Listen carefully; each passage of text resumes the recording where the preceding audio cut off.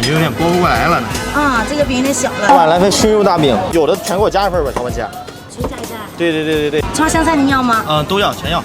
辣椒呢？辣椒也要，多放。辣椒多一点。对，哇，你这要一了。行。这些辣椒够吗？可以。这个是鸡肉丝啊，猪肉丝。猪肉丝啊，这是烤鸭的，这是猪头肉的。猪头肉。啊，鸭肠都给您吧。这个是鸡柳。对。蛋要不要？卤蛋来了个。来一个。来。蛋。麻汁多来点吧。啊，喜欢吃麻汁。对。漂亮，3勺啊。这个是自己熬制的蜜汁酱。好嘞。感觉有点拨不过来了呢。啊，这个饼有点小了。好，兄弟们，咱随便找第一盘吧。这个我拿在手里啊，就感觉像是1斤多的熏肉大饼。给你们看一下我现在在的这个环境，就有点像在泰山山顶的感觉。半个里村夜市就在我的眼皮子下边，大姐才卖我20块，里面加那么多肉丝，还有各种料。哇！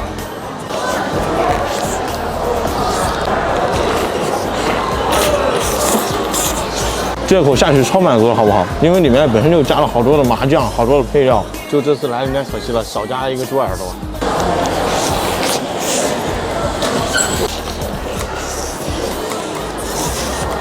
吐槽一下，青岛这边真的是好热啊，感觉像是来到了蒸炉里，一股闷热。